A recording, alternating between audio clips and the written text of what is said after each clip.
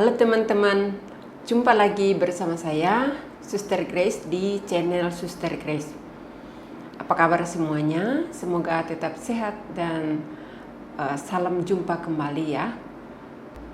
Teman-teman, pada video kali ini saya akan memberikan beberapa informasi tentang perbedaan Katolik dan Protestan.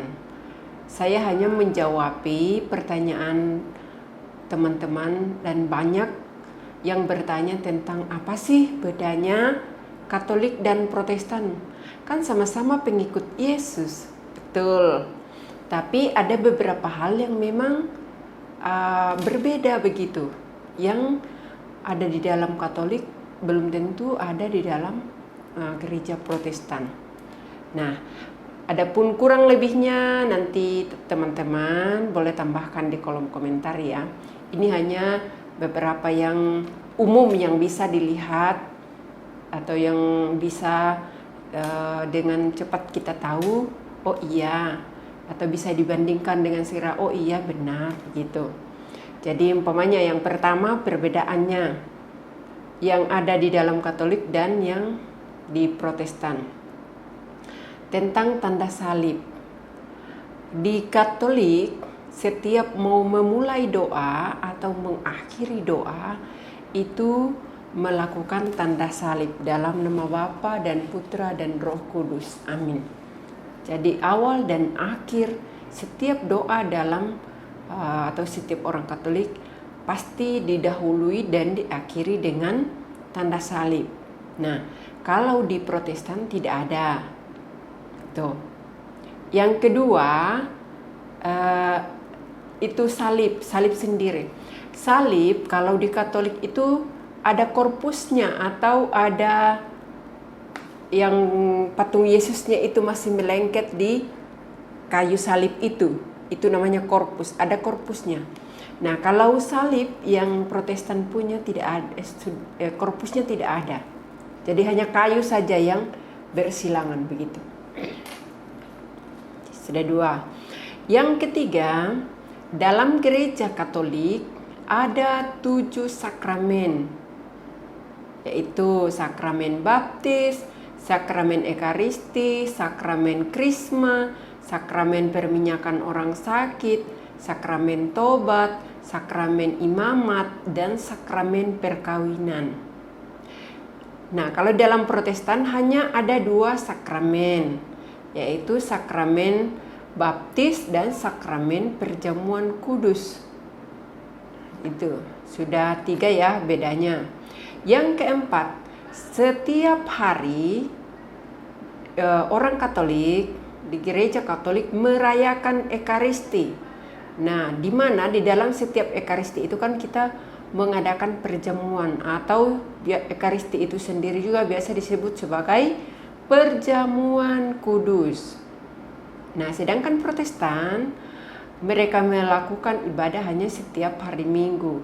Dan untuk perjamuan kudus itu dalam waktu-waktu tertentu saja. Tidak setiap hari dan tidak setiap minggu apalagi. Nah, yang itu sudah 4. Yang kelima,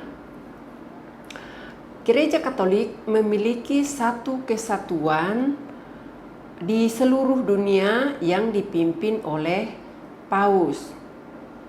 Nah, Paus adalah pemimpin Gereja Katolik, di mana yang menjadi Paus pertama adalah Santo Petrus.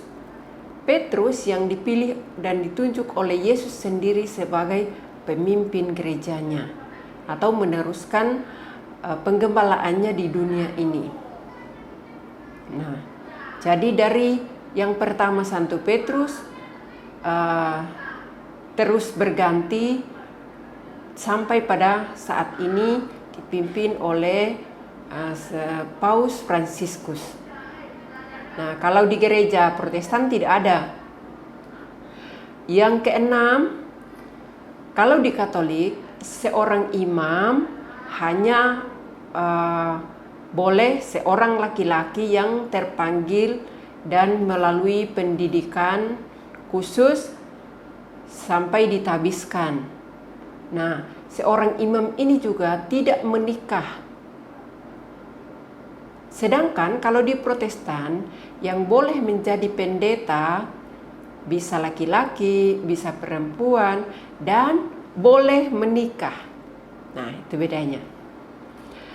Yang ketujuh, di dalam gereja Katolik ada biarawan atau biarawati, yaitu perempuan atau laki-laki yang membaktikan atau mengabdikan diri untuk Tuhan melalui pelayanan dengan mengikrarkan 3 kaul yang disebut dengan seperti saya sebagai seorang suster, terus ada namanya frater, ada namanya bruder, ada juga romo gitu.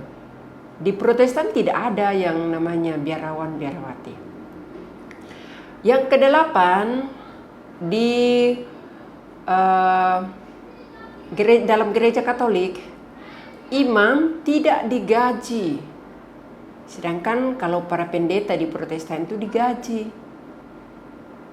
Yang kesembilan, dalam gereja Katolik ada devosi-devosi seperti devosi atau kebaktian khusus seperti jalan salib, mengenangkan sengsara dan wafat Tuhan.